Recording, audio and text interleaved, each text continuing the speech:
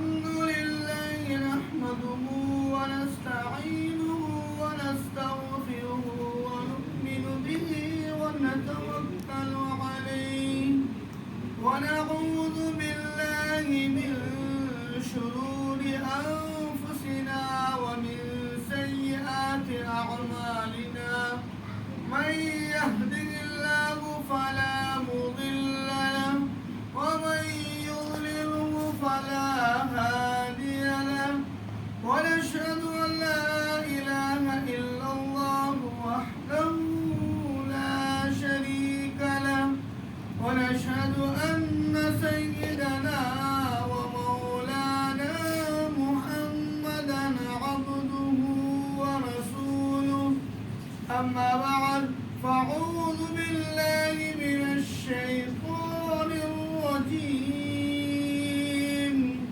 بسم الله الرحمن الرحيم إن الله على كل شيء قدير وقال في موضع آخر تولج الليل في النهار وتولج النهار في الليل وتخرج الحي من الميت وتخرج الميت من الحي وترزق من تشاء بغير حساب وقال في موضع آخر خيركم من تعلم القرآن وعلمه أو كما قال عليه الصلاة والسلام اللهم صل على محمد وعلى آل محمد كما صليت على إبراهيم وعلى آل إبراهيم إنك حميد مجيد اللهم بارك على محمد وعلى آل محمد كما باركت على إبراهيم وعلى آل إبراهيم إنك حميد مجيد عزیز ساتھیوں اور ہم سفر دوستوں، میں آپ لوگوں کے سامنے قرآن کریم کی 2 آیت تلاوت کی اور حدیث کا ایک ٹکڑا آپ لوگوں کے سامنے میں نے کبھی پڑھی۔ میں زیادہ وقت نہ لیتے ہوئے آپ لوگوں کے سامنے میں چند باتیں عرض کروں، جس کا مقصد یہ ہے کہ ہمارے بس میں کچھ نہیں ہے، سب کچھ ہوتا ہے اللہ ہی سے ہوتا ہے۔ اللہ جو چاہے وہی ہوگا اور اللہ جو چاہے وہی ہونے والا ہے۔ اس لیے ہمیں اپنی غفلت میں زندگی گزار کر، اپنی سستی پانا زندگی گزار کر ہمیں اس خیال میں نہیں رہنا چاہیے کہ طاقت، قوت، کمائی سب ہماری ہے، ہماری کچھ نہیں ہے۔ دوستو، جو کچھ دیا ہے سب اللہ ہی کا دیا ہوا ہے۔ اس لیے ان اللہ علی کل شیء قدیر، بے شک اللہ ہر چیز پر قادر ہے۔ اللہ چاہے دن کو رات میں داخل کر سکتا ہے اور رات کو دن میں داخل کر سکتا ہے۔ اللہ ہی کی بادشاہت ہے، اللہ جو چاہے اس کو کر سکتا ہے۔ اس لیے ہم اس میں غفلت میں زندگی نہ گزارے کہ ہماری کمائی ہے، ہماری طاقت ہے، ہماری قوت ہے، مگر کبھی غور کیے کہ زندگی کی جو ہر لمحہ ہم گزار رہے ہیں یہ اللہ کی دی ہوئی ہے۔ اس لیے ہم اللہ کے سامنے عاجزی انکساری کریں، اللہ سے روزی روٹی مانگے، اللہ سے قوت مانگے، طاقت مانگے۔ ہماری کچھ نہیں ہے، سب کچھ اللہ ہی کی ہے۔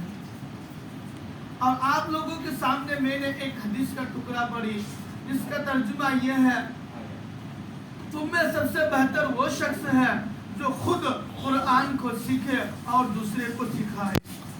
مگر ہمارا حال یہ ہے کہ ہم خود سیکھنے کی کوشش نہیں کرتے تو ہم دوسرے کو کہاں سے سکھائیں گے؟ آپ خود جائزہ لیجئے، ہم میں سے کسی کی عمر 40 سال، 50 سال، 60 سال ہو چکی ہے، مگر ہم میں سے شاید کسی کے قرآن صحیح ہو۔ اس لیے ہمیں چاہے کہ قرآن کو سیکھیں اور اس کو صحیح کرنے کے بعد ہم نماز میں پڑھیں۔ हम 50 साल 60 साल 70 साल के तो हो गए हैं, हम नमाज भी पढ़ चुके हैं, पढ़ रहे हैं, मगर हमारा ये हाल है कि आज हमारा कुरान सही नहीं है। हम कुरान को किस तरह सही करने वाला बन जाए और सही करने के बाद हम दूसरे को सिखाने वाला बन जाए।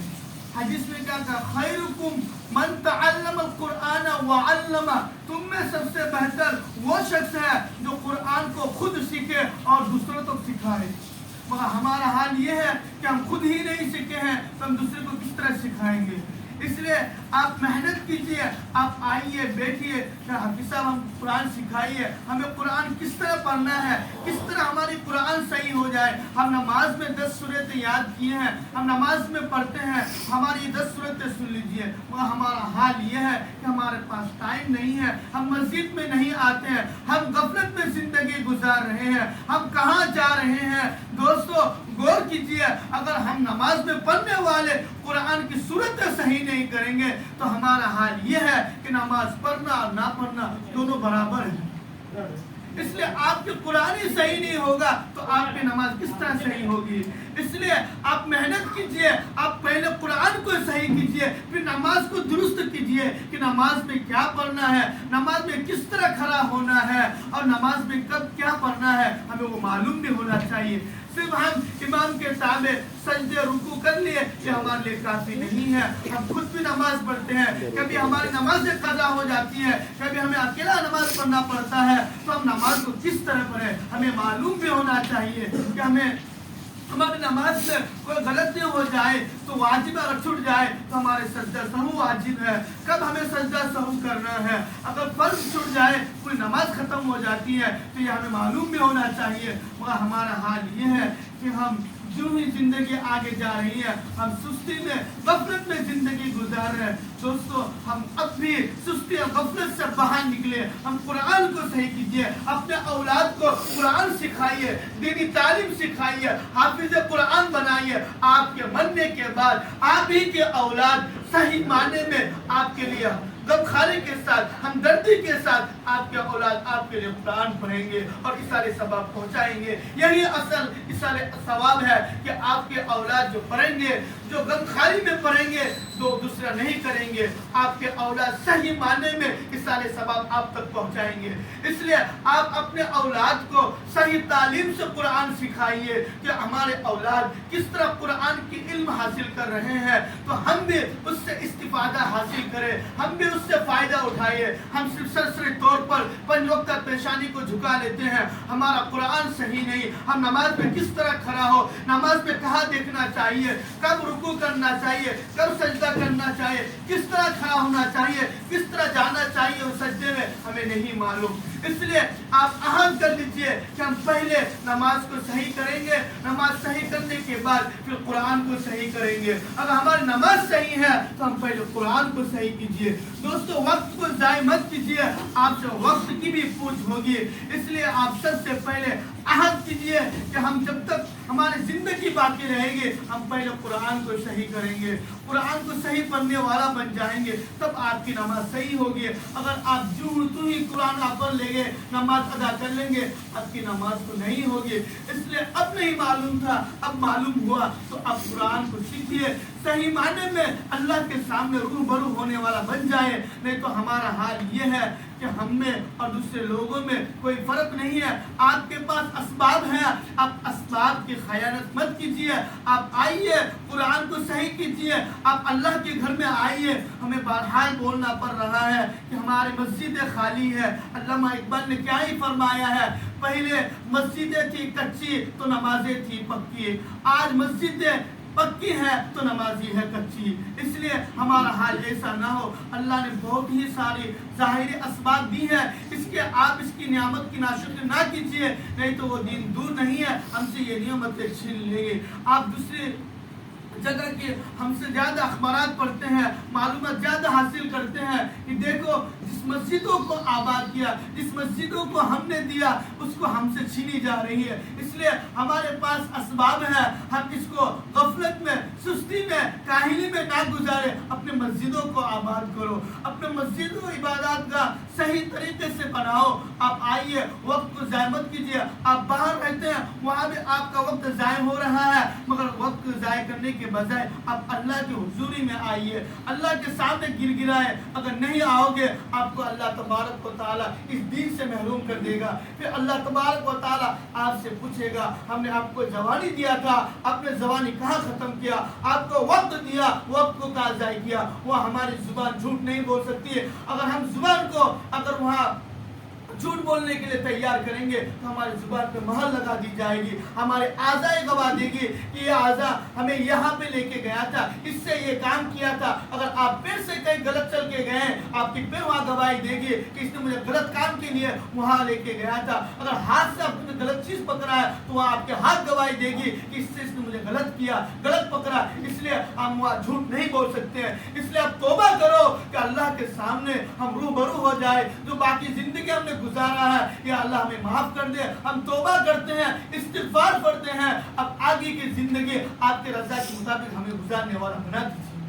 ہمارا ہاتھ یہ ہے کہ اذانیں ہو رہی ہیں, نماز کا وقت ہو رہی ہے, ہم باہر بیٹھے سیر سپاٹے کر رہے ہیں, ہم موبائل میں وقت کو ضائع کر رہے ہیں. مگر دوستو آپ زبانی کو کہیں اور فضول باتوں میں, فضول چیزوں میں ضائع مت کیجیے. آپ اللہ کے حاضری میں آئیے. کیا حال ہے کہ یہی جمعہ, یہی ظہر کا وقت جب 1:30 بجے ہماری ظہر کی جماعت کھڑی ہوتی ہے, گنے چنے آدمی ہوتے ہیں, آج جمعہ میں مسجدیں بھر جاتی ہیں. کیوں؟ ہم صرف جمعہ کے لیے مسلمان نہیں ہیں, ہم تو اسٹیٹس میں بڑے شوق سے اور ذوق سے لگاتے ہیں جمعہ مبارک, جمعہ مبارک. تم پورے ہفتے نماز نہیں پڑھتے ہیں, کس چیز کا مبارک حاصل کرنا چاہتے ہو؟ ہمیں افسوس ہے, ہمیں غرب ہے کہ ہمارا مسلمان, یا اللہ ان کو صحیح ہدایت دے, ان کو صحیح سمجھ دے کہ اللہ کے سامنے عاجزی انکساری کرنے والا بن جائے, مسجد کو آباد کرنے والا بن جائے. ہم صرف کھانے پینے میں اور دکھلاووں میں ہم صرف آگے ہیں. اس لیے اب صحیح معنی اللہ کے رسول کی اتباع کرنے والا بن جائے.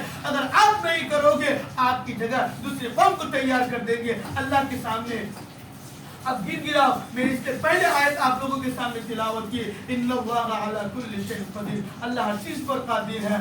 آپ سے ایمان چھین کر غیروں کو دے سکتا ہے. اگر غیر بھی اس کی ناقدری کرے تو جانوروں کو دے سکتا ہے, جانور سے جن کی خدمت لے سکتا ہے. اس لیے آپ اس میں غفلت میں زندگی مت گزاریے. تو آپ صلی اللہ علیہ وسلم کے طور طریقے پر زندگی گزارے. اگر نہیں گزارو گے ہمارے نبی آقا نامدار تاجدار مدینہ محمد عربی صلی اللہ علیہ وسلم حوض کوثر میں ہم سے چہرہ پھر لیں گے. تو ہمارا کیا بنے گا؟ ہماری سفارش کے لیے کوئی نہیں ہوگا, مگر آخر میں ہمارے نبی سجدے میں گرے رہیں گے شفاعت کے لیے. مگر ہم بھی ان کے چہرے کو بلائے ٹاک رکھ دیے, ہم داڑھی کو منڈوا رہے ہیں, ہم بال کو انگلش کٹنگ کٹا رہے ہیں. ہمارا کیا زندگی ہے؟ ہم اس نبی کے نام لیوا ہے, ہم مسلمان ہیں. مسلمان کا معنی یہ فرما بردار, مسلمان کا ہمیں میننگ نہیں معلوم کہ مسلمان کیا ہے. صرف ٹوپی کرتا پجامہ پہن لینا مسلمان نہیں ہے. آج تو گیر بھی پہن لیتے ہیں, وہ بھی داڑھی رکھ لیتے ہیں فیشن کے طور پر. یہ تو ہمارے نبی کی سنت ہے, طریقہ ہے. اگر ہم نبی کے طریقوں کو اپنا لیے تو ہم زیادہ نبی کے قریب رہیں گے اور نبی کے زیادہ ہم لاڈلے اور پیارے حبیب ہوں گے. مگر ہمارا حال یہ ہے کہ ہمیں زندگی میں اس طرح ہمیں چاہیے چہرہ صفا چک کہ ہمیں دیکھنے میں اسمارٹ لگے. ہمارا بال انگلش کٹنگ میں ہو تو ہماری دعا اللہ سے قبول ہوگی. پھر بولتے ہمارے اوپر حالات ہیں, ہماری زندگی میں کشادگی ہے, ہماری زندگی میں خوشحالی نہیں ہے. کہاں سے ہوگے دوستو؟ اب شریعت سے دور بھاگو گے, نبی کے طور طریقے زندگی کو دور رکھو گے, اس کو اپناؤ گے نہیں تو آپ کی زندگی میں کہاں خوشحالی آئے گی؟ خوشحالی تو تب آئے گی جب آپ اللہ کے نبی اللہ تبارک و تعالیٰ کے مطابق زندگی گزارو گے, تب آپ کی زندگی میں خوشحالی آئے گی. اگر آپ یہ دین چھوڑ کر زندگی گزارو گے, شریعت سے دور بھاگو گے, نبی کے طریقوں کو نہیں اپناؤ گے تو آپ کی زندگی میں تا قیامت تک خوشحالی نہیں آ سکتی. اس لیے آپ اپنے اولاد کو صحیح تربیت دو, صحیح تربیت کے ساتھ زندگی گزارو, ان کی صحیح تربیت کرو. یہی آپ کے لیے بڑھاپا میں کام آنے والے ہیں. یہی اولاد کے ذریعے آپ جنت کی نجات بن سکتے ہیں. نہیں تو یہ دین دور نہیں ہے کہ یہ آپ کے اولاد آپ کے نافرمان بن جائیں گے. ان کے آنے والے نسل تک یہ اسی طرح اسی زندگی گزاریں گے کہ ہمارے ماں باپ, ہمارے والدین ہمیں صحیح تربیت نہیں دی, ہمیں صحیح چیز نہیں سکھائی. اس لیے آپ اپنے اولاد کو صحیح تربیت دو.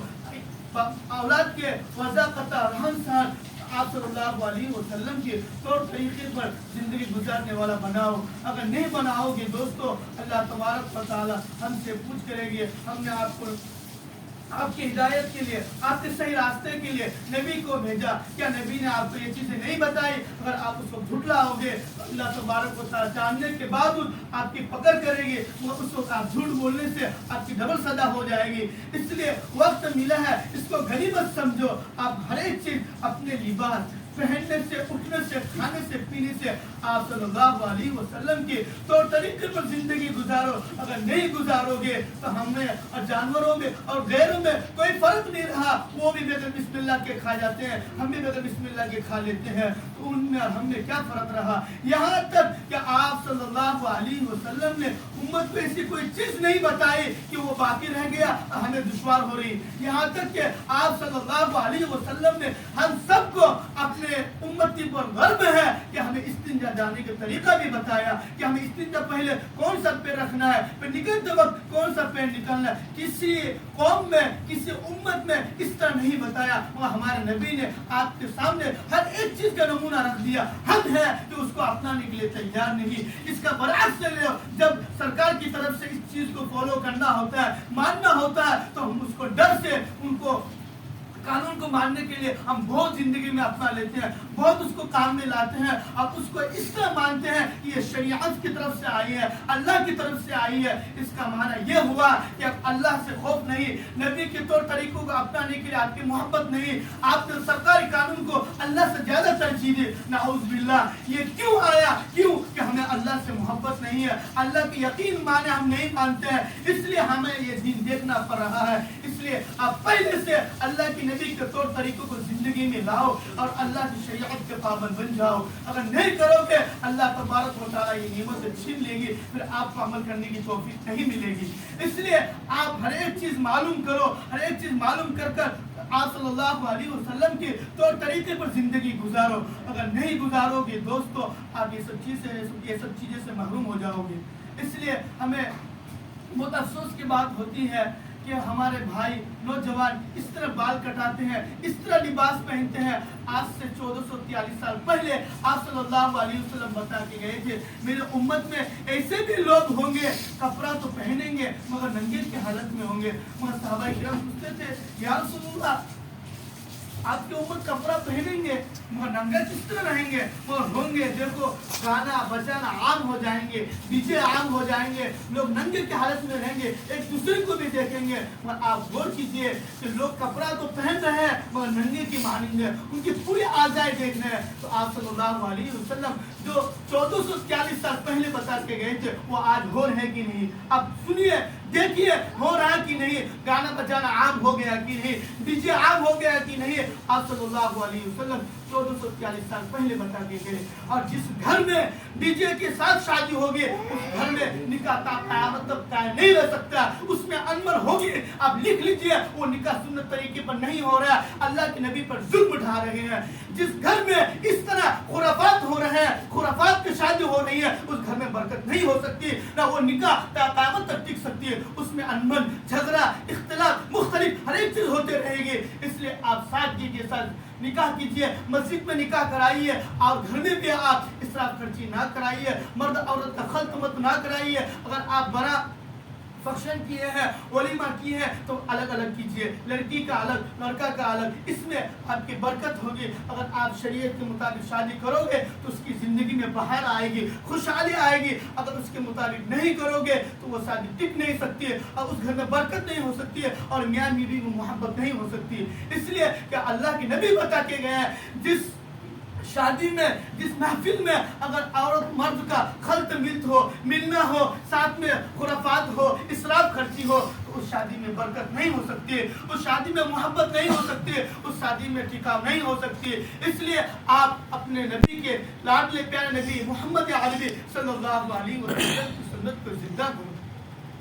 मस्जिद में निकाह होने से आपकी सुन्नत के मुताबिक निकाह होगी, उसमें दुआ होगी, उलमाए किराम होंगे, बुजुर्गान दीन होंगे, नमाजी लोग होंगे। इसलिए आप सुन्नत के मुताबिक जिंदगी गुजारे और सुन्नत के मुताबिक निकाह कराइए। इसराफ खर्ची से हम सब की हिफाजत फरमाए और गलत चीज करने से, गलत काम करने से, गलत देखने से हम सब की खूब हिफाजत फरमाए। अल्लाह तबारक व तआला हम सबको कहने सुनने से ज्यादा अमल करने की तौफीक अता फरमाए। व आखिर दावाना अल्हम्दुलिल्लाहि रब्बिल आलमीन। جن بھائیوں کی سنت باقی ہے وہ جلدی سے